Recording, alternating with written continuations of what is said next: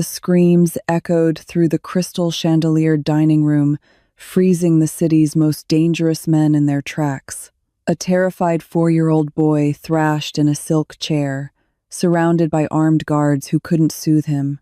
Everyone looked away until a desperate waitress broke the silence, risking her life to intervene.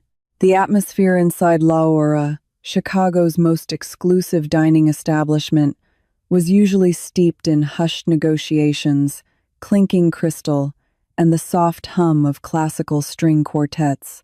Tonight, however, the air was thick with a suffocating, terrified tension.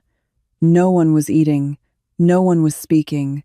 Every patron in the dimly lit, velvet-lined room had their eyes glued strictly to their plates, desperately pretending they couldn't hear the deafening wails echoing from the VIP section in the back. Chloe Dempsey stood by the server station, nervously gripping a silver tray until her knuckles turned white. It was her 6th double shift of the week, her feet aching in her cheap black Oxfords, but her exhaustion was momentarily eclipsed by the sheer anxiety radiating through the restaurant. At table 4 sat Dominic Moretti. Even if one didn't read the underground crime blogs or watch the local news, Dominic's presence was a dead giveaway of his power. He was a striking man in his early 30s, dressed in a bespoke charcoal suit that seemed tailored to conceal the violent nature of his life. His sharp jaw was set in stone, his dark eyes shadowed with an exhaustion that bordered on lethal. Flanking the table were 4 men in equally expensive suits, their hands resting entirely too close to their lapels. Among them was Silas, a heavily scarred man who served as Dominic's infamous right-hand enforcer. But the source of the paralyzing tension wasn't the ruthless Mafia boss or his armed guards.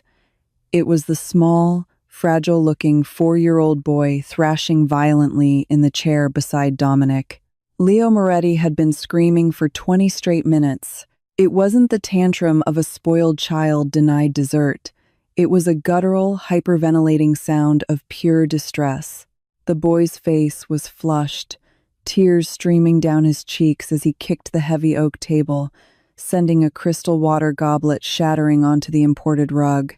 "Leo, enough," Dominic said, his voice a low, dangerous rumble that usually sent grown men fleeing. It did nothing to soothe the toddler. Dominic rubbed his temples, a rare flicker of helpless frustration breaking through his ironclad facade. Beside the boy stood Beatrice, a high-priced, heavily perfumed nanny hired strictly for her pristine resume rather than her maternal warmth. She grabbed the boy's arm, trying to force him back into a seated position. "Stop this at once, Leonardo," she hissed, her voice sharp and embarrassed under the gaze of her employer. "You are embarrassing your father. Sit still." Leo only shrieked louder, desperately trying to pull his small arm away from her acrylic-nailed grip. Chloe watched from 20 feet away, her heart hammering against her ribs. She needed this job. Her younger sister, Sarah, was sitting in a hospital room 3 miles away, relying on Chloe's tips to keep her spot on the physical therapy wait list. The absolute last thing Chloe could afford was to get fired or worse, anger the head of the Moretti syndicate. The floor manager, a sweaty man named Richard, had explicitly ordered the staff to stay away from table 4 unless called upon. But then Chloe saw it. As Dominic turned his head to speak quietly to Silas, Beatrice leaned down and sharply pinched the soft flesh of the little boy's upper arm, her face twisted in a cruel sneer.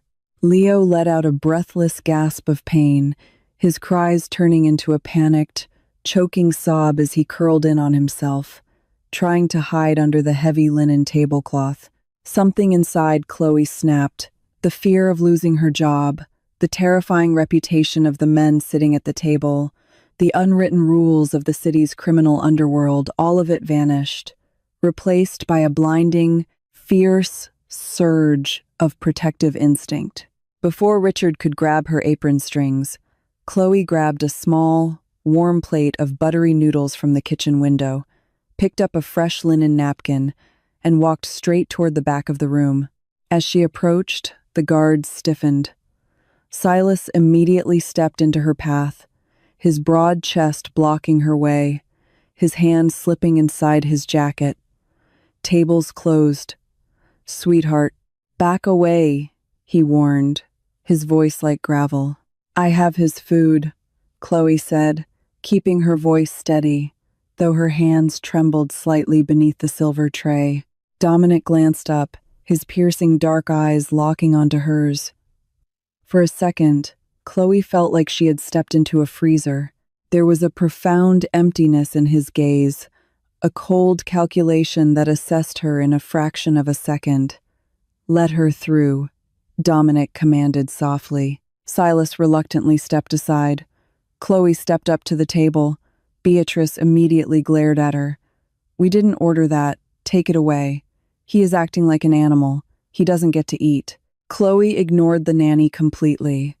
She set the tray down on the edge of the table, purposely stepping between Beatrice and the crying boy. She knelt gracefully in her standard black skirt, bringing herself down to eye level with the child huddled beneath the overhanging tablecloth. "Hey there, tough guy," Chloe whispered, her voice a soft, melodic contrast to the harshness of the room.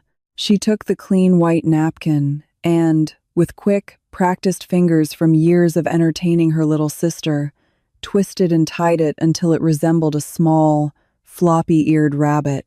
Leo's sobs hitched. He peeked out from beneath his small hands, his big, tear-filled brown eyes locked onto the cloth animal.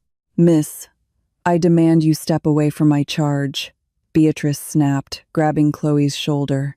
Chloe stood up, turning to face the nanny. The air in the restaurant seemed to turn to absolute ice. Chloe didn't look at Dominic. She didn't look at the men with guns. She looked dead into Beatrice's eyes. "He doesn't need your discipline," Chloe said, her voice ringing out clearly in the silent dining room. "He certainly doesn't need to be pinched." She paused, her chest heaving slightly as she finally shifted her gaze to Dominic, taking in the exhausted, grieving posture of the billionaire crime lord. "He just needs a mom." A suffocating silence blanketed table 4. Silas stopped breathing. The string quartet in the corner missed a note, the cellist's bow squeaking harshly against the strings. Dominic Moretti slowly sat back in his chair. He didn't yell. He didn't signal his men to drag Chloe out the back door. Instead, his gaze dropped to his son. Leo had crept out from under the table. His little hands were reaching for the napkin rabbit Chloe had left on the cushion.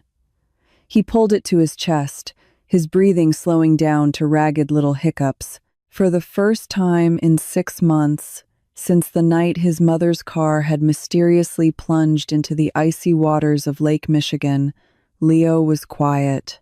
Dominic's eyes flicked from the child back to Chloe. Then they snapped toward Beatrice. The temperature in his gaze dropped to absolute 0. "Did you pinch him?" Dominic asked. His tone was casual, almost conversational, which made it infinitely more terrifying.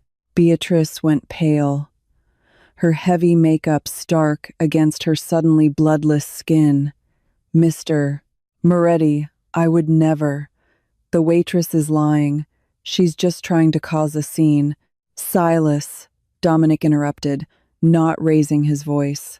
The large enforcer stepped forward instantly, gripping Beatrice by her elbow with a force that made her gasp. "Take her to the car," Dominic instructed smoothly, reaching for his glass of scotch. "Sever her contract. Ensure she understands that if she ever seeks employment in childcare within the state of Illinois again, she will have a very brief, very unpleasant conversation with me. Mr. Moretti, please," Beatrice pleaded, but Silas was already dragging her efficiently and quietly toward the service exit.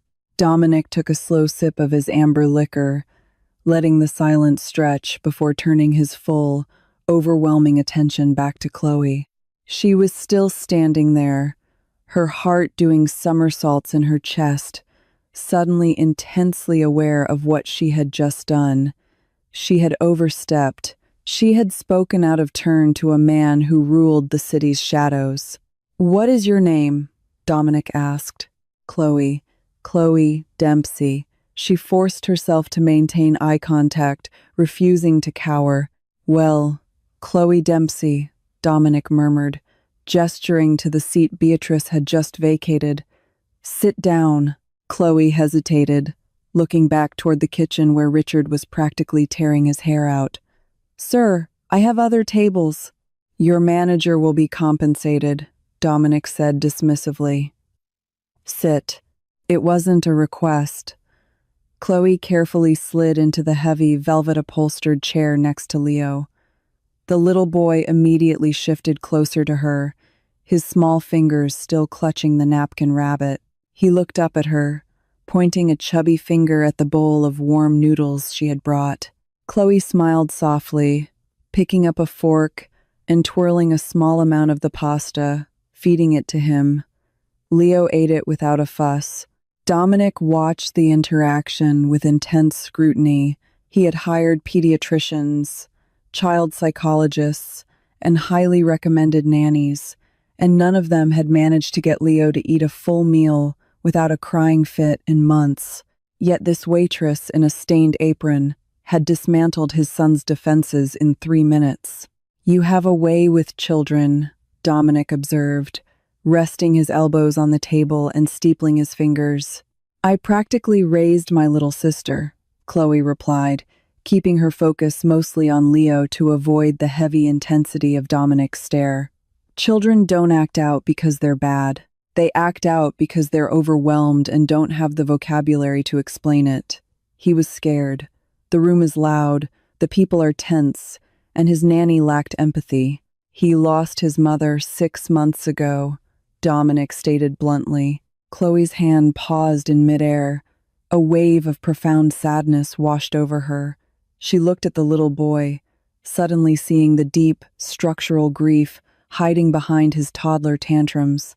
"I'm so sorry," she whispered.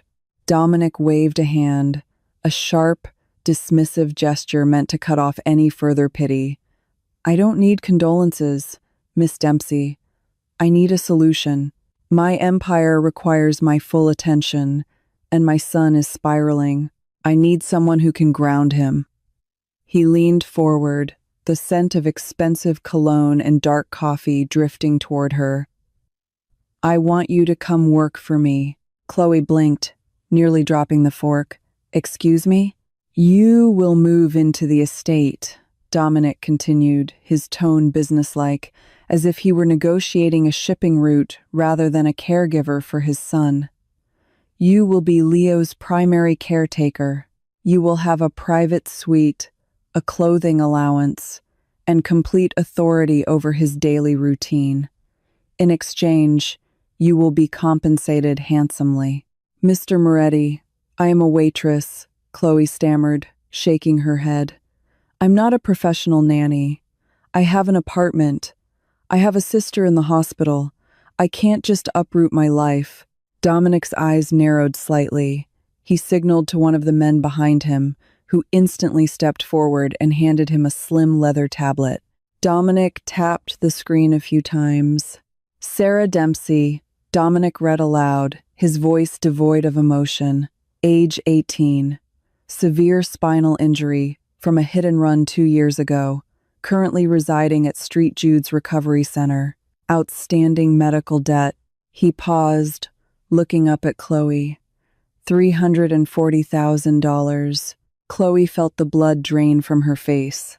"How do you know that?" "I know everything that happens in this city, Chloe," Dominic said softly. He set the tablet down. "If you agree to my terms, the debt is cleared tonight. Tomorrow, your sister will be moved to a private rehabilitation facility under the care of the best neurologists in the country, fully funded by my estate. You will receive a salary of $10,000 a week." Chloe's breath hitched.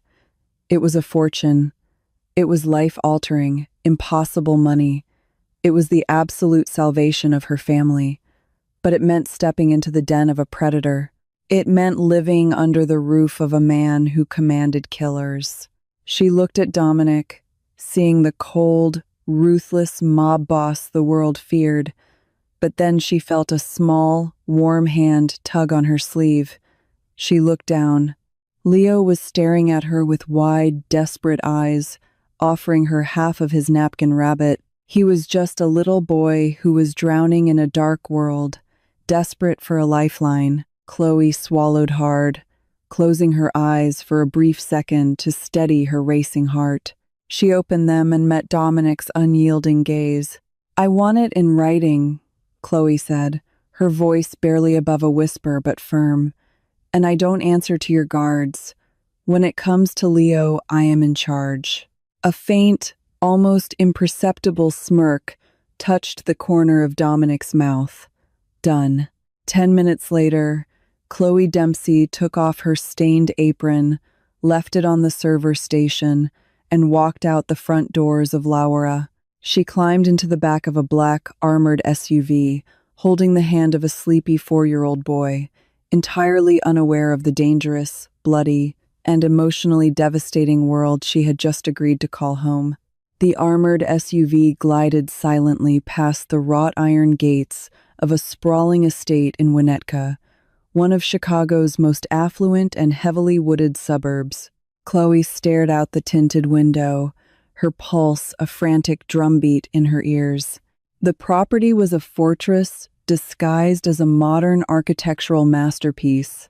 High stone walls, discreet security cameras tucked into ancient oak trees, and a small army of men patrolling the perimeter in dark clothing made it clear that Dominic Moretti's paranoia was entirely justified. Inside, the mansion was breathtakingly cold. It was a symphony of imported Italian marble, minimalist steel fixtures, and floor-to-ceiling windows overlooking the dark, crashing waves of Lake Michigan. It didn't feel like a home. It felt like a museum where nothing was meant to be touched. "Mrs. Gable will show you to your quarters," Dominic said, stepping into the grand foyer and immediately shedding his suit jacket. He looked exhausted, the shadows under his eyes more pronounced under the harsh chandelier light. He handed a sleeping Leo to Chloe, his large, calloused hands brushing against hers for a fleeting second. The contact sent a startling jolt of electricity up her arm. "Settle him, then sleep. Your sister has already been transferred to the Shirley Ryan Ability Lab. You can visit her on weekends, accompanied by security." Chloe's breath caught at the mention of the real, world-renowned rehabilitation hospital. He hadn't been bluffing. Her sister was finally going to get the best care in the country. "Thank you," she whispered, her voice tight with unshed tears of relief. Dominic didn't smile. He merely gave a curt nod and vanished down a long, shadowed hallway, trailed by Silas. The next few weeks were a surreal blur of extreme luxury and suffocating isolation. Chloe's suite was larger than her entire apartment, stocked with designer clothes in her exact size, a detail that both thrilled and unnerved her. But the true focus of her world became Leo. The little boy was a tightly wound ball of anxiety. The first few nights, he woke up screaming, thrashing in his silk sheets, terrified of the dark. The other staff members, from the stern housekeeper, Mrs. Gable, to the stoic armed guards, simply ignored the cries, conditioned to stay out of the boss's family affairs. But Chloe didn't hesitate. She would rush into his room, pull him against her chest, and rock him until the sun came up, humming soft lullabies and making up silly stories about brave knights and napkin rabbits. Slowly, the ice began to thaw. By the third week, Leo was holding her hand voluntarily. He started eating his meals without throwing his plates. He even laughed, a bright, beautiful sound that echoed through the cavernous halls one rainy Tuesday afternoon when Chloe chased him through the library, pretending to be a monster. She caught him by the massive grand piano, sweeping him into her arms and tickling his ribs. Leo shrieked with glee, burying his face in her neck. "I've got you." "You can't escape the tickle monster," Chloe gasped, laughing breathlessly. "No, Chloe, stop," Leo giggled, squirming happily in her grip. A sudden, heavy silence fell over the room. Chloe turned, freezing in place. Dominic was standing in the doorway. He was wearing a tailored black shirt with the sleeves rolled up, revealing intricate, dark tattoos climbing up his forearms. He was staring at them with an expression Chloe couldn't quite decipher, a terrifying mix of hunger, sorrow, and intense calculation. "Mr. Moretti," Chloe stammered, immediately setting Leo down and smoothing her skirt. "I apologize. We were just—" "He's laughing," Dominic interrupted, his voice a low, gravelly murmur.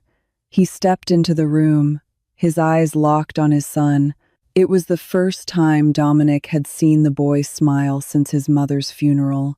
Leo hesitated, looking between Chloe and his father. Then, emboldened by the safety Chloe had provided over the last month, the little boy took a few tentative steps toward Dominic. "Papa? Play?" Dominic looked as though he had been struck by lightning. He slowly crouched down to his son's eye level, his imposing frame suddenly looking incredibly vulnerable. He reached out, his hand trembling slightly, and ruffled Leo's dark curls. "Not right now, Piccolo. Papa has to work, but I am glad you are happy." Dominic stood up, his gaze shifting to Chloe. The air between them suddenly felt thick, charged with an unspoken tension that made Chloe's skin prickle. He stepped closer to her, invading her personal space just enough to make her heart race. He smelled of rain, expensive leather, and gunpowder. "You have done the impossible, Miss Dempsey," he said softly, looking down at her lips before meeting her eyes. "Name a bonus. Anything you want."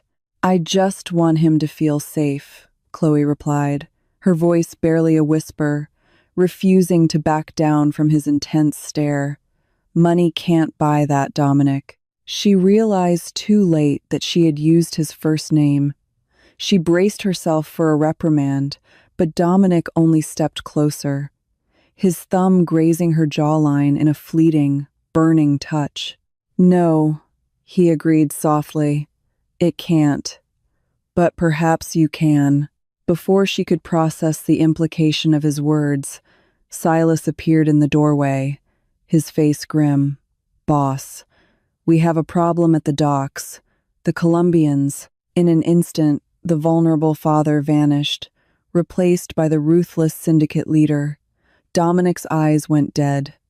"Lock the estate down," he barked, striding past Chloe without another word. "No one gets in, no one gets out." The lockdown lasted for 3 agonizing days. The estate was transformed into a military bunker. Heavy steel shutters descended over the floor-to-ceiling windows, and the number of armed guards patrolling the polished marble halls tripled.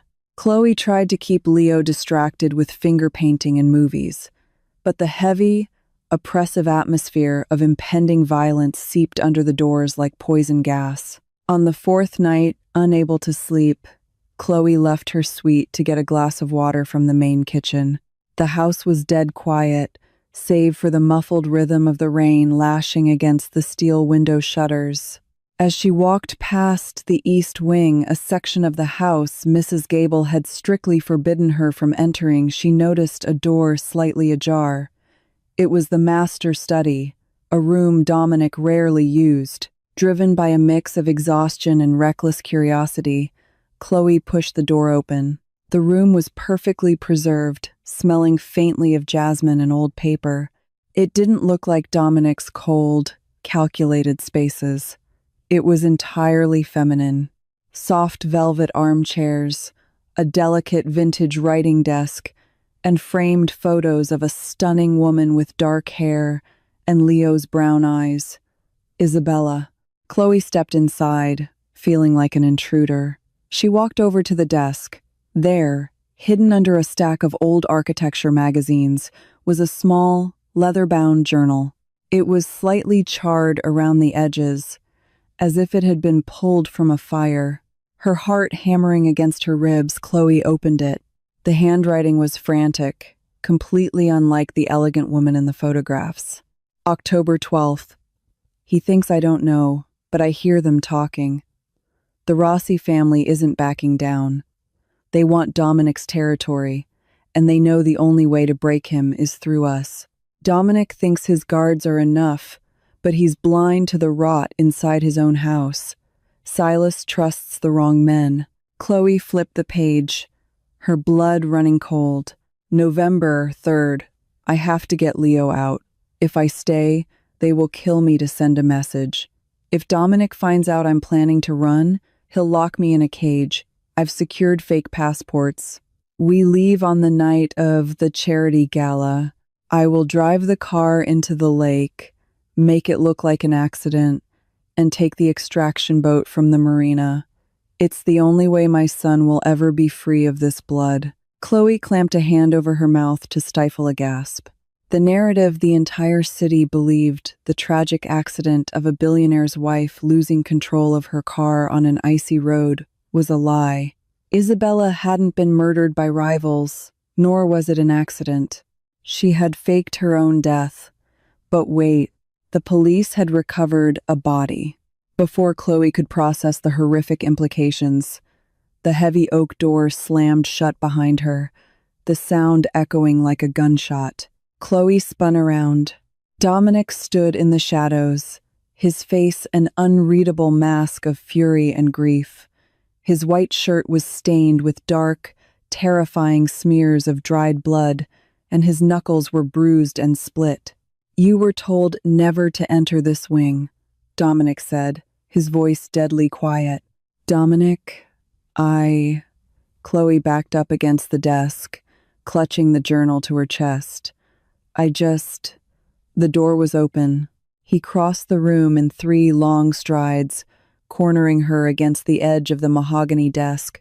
He ripped the journal from her hands, tossing it carelessly onto an armchair. He was so close she could feel the heat radiating from his body, the dangerous, predatory energy of a man who had just returned from a war zone. Did you read it?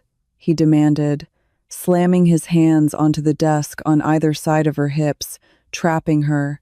I read the last few pages, Chloe stammered, her fear battling with a sudden, overwhelming surge of adrenaline. Dominic, she was trying to run. The body in the car was a decoy. Dominic finished for her, his voice devoid of emotion. A Jane Doe from the morgue, bought and paid for by her accomplices. Chloe stared at him, horrified. You knew? You knew she faked her death and abandoned Leo? Dominic's jaw clenched, a muscle ticking violently in his cheek. I found out 2 weeks after the funeral. I tore this city apart looking for her. I hunted down the men who helped her.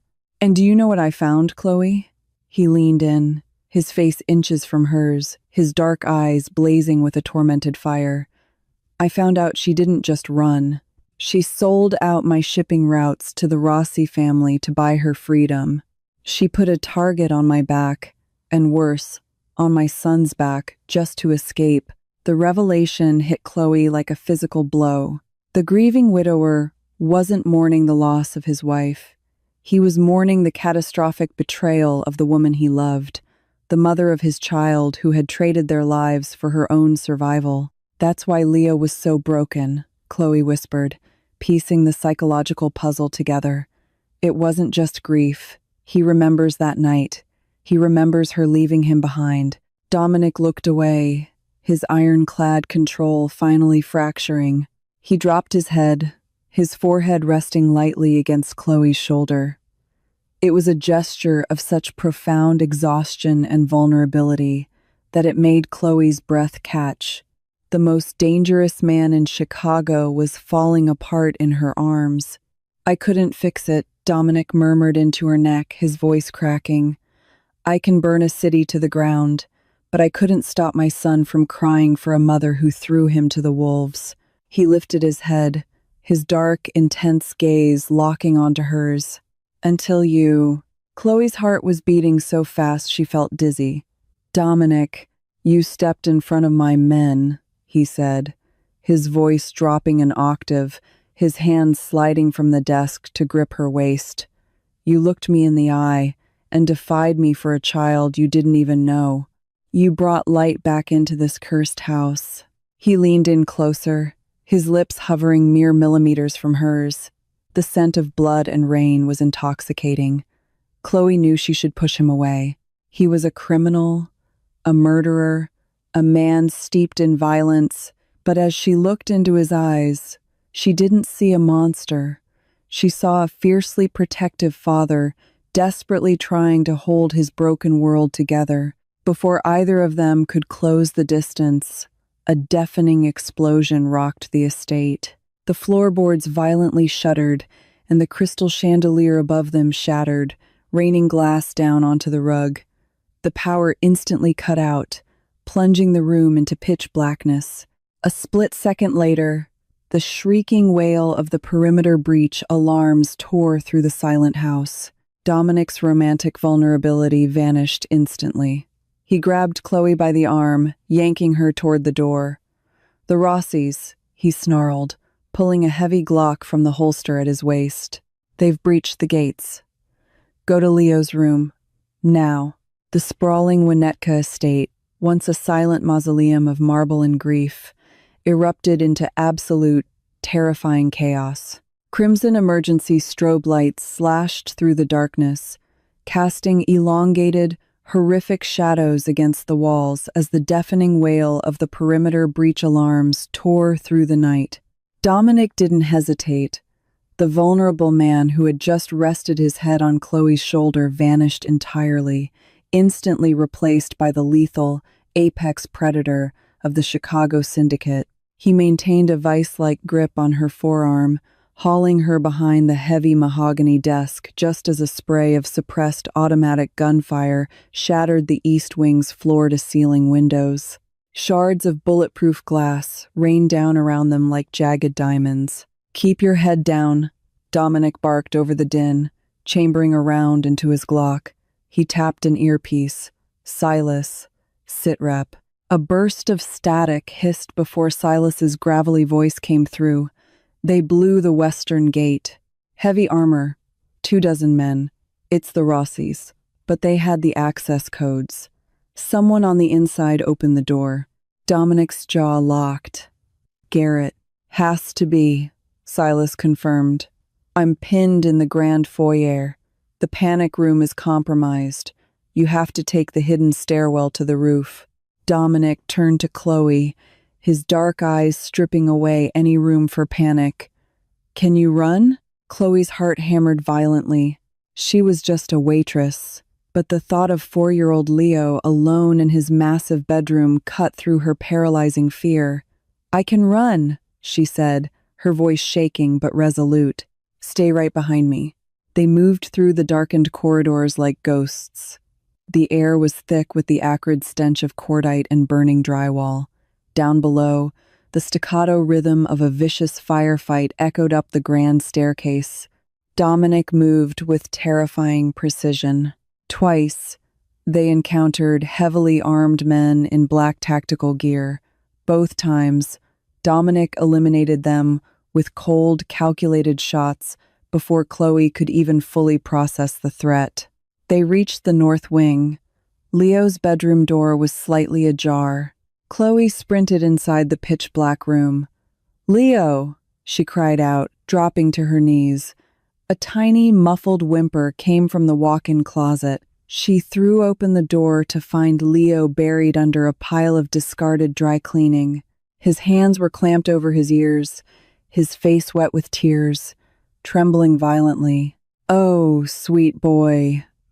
I've got you," Chloe whispered, hauling the heavy, shaking toddler into her arms. He immediately buried his face in her neck, sobbing silently. "We need to move," Dominic said from the doorway, his weapon sweeping the hall. The chopper is 3 minutes out. But before they could take a single step, the heavy bedroom door slammed shut, and the lock clicked with a terrifying finality. The emergency lights flickered, illuminating the figure standing in the center of the room. Chloe felt all the air leave her lungs. Standing there, flanked by Garrett Dominic's traitorous head of security and 2 massive Rossi enforcers, was a ghost. She was stunning, draped in an elegant black trench coat. Her brown eyes, the exact same shape and color as the terrified boy in Chloe's arms, were completely devoid of warmth. Isabella Moretti was alive. Dominic froze. The barrel of his gun lowered fractionally, a rare tremor shaking his hand. He stared at the woman whose grave he had visited in the dead of winter. "You," Dominic breathed, the word carrying a devastating mix of rage and betrayal. "You led them here." "I needed the ledger, darling," Isabella sighed, casually inspecting her manicured nails. "The Rossi family promised me a villa in Lake Como and complete protection from the feds, but they require your offshore accounts. Unfortunately, Garrett informed me that your vault requires both your fingerprint and—" She shifted her gaze toward Chloe with a cruel sneer. "Our son's retinal scan." Chloe physically recoiled, wrapping her arms tighter around Leo, shielding his face. "You're a monster," Chloe hissed. "He cried for you for 6 months." Isabella laughed, a sharp, humorless sound. "How touching." "Garrett, shoot the waitress. Don't hit the boy's face. I need his eyes intact." Garrett raised his assault rifle, aiming directly at Chloe's chest. "No!" Dominic roared, but he didn't raise his gun to shoot Isabella. In a move that defied every instinct of a hardened Mafia boss, Dominic threw his massive frame entirely over Chloe and Leo, turning his back to the loaded weapons, choosing to be a human shield for his new family. Twip, twip, twip. The suppressed shots didn't come from Garrett's rifle. They came from the shadows of the ventilation shaft above. Garrett's eyes widened in shock as he collapsed to the carpet. The 2 Rossi enforcers dropped a split second later, taken out by the lethal, unseen precision of Silas, who had abandoned the foyer and navigated the ductwork to protect his boss. Isabella screamed, stumbling backward, her calm facade shattering. She pulled out a small silver revolver, aiming it wildly at Dominic's back. Acting on pure adrenaline, Chloe grabbed the heavy brass lamp from the bedside table and hurled it across the room. It struck Isabella square in the chest, knocking the breath from her lungs and sending the revolver skittering across the floor. Dominic spun around, his Glock raised, aimed directly at the space between his wife's eyes. Isabella looked up, her lip bleeding, a pathetic mask of manipulation sliding over her features. "Dom, please. I'm the mother of your child. We can be a family again." Dominic stared down at her. The agonizing grief that had consumed him for 6 months evaporated into chilling clarity. "You were a ghost to this family the moment you got in that car, Isabella." He lowered the gun. "Silas," he called out. The scarred enforcer dropped down from the ceiling grate. "Hand her over to the FBI. Give them the Rossi ledgers, too. Give them everything they need to put her away for the rest of her miserable life. I am no longer in the business of burying my enemies. I have a family to protect." As Silas dragged a screaming Isabella out of the room, Dominic dropped his weapon. He slowly lowered himself to his knees, pulling his son flush against his chest. A single tear escaped the Mafia boss's eye. He reached his other arm out, wrapping it firmly around Chloe's waist, pulling her into the embrace. "It's over," Dominic whispered, pressing a fervent kiss to Chloe's forehead. "You brought us back to life." Chloe rested her head against his chest. "We're going to need a lot of therapy," she murmured with a watery laugh.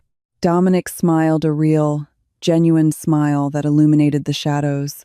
Whatever it takes. A year later, the Winnetka estate was no longer a cold fortress, but a warm, vibrant home. Dominic had successfully dismantled his criminal syndicate, choosing the quiet peace of legitimate real estate to protect his family. Chloe's sister, Sarah, was finally walking again with the help of her world-class doctors. Sitting together in the sunlit garden, Dominic wrapped his arms around Chloe's waist while Leo chased their new golden retriever across the grass. The Mafia boss had lost his underworld empire, but he had finally found his true kingdom,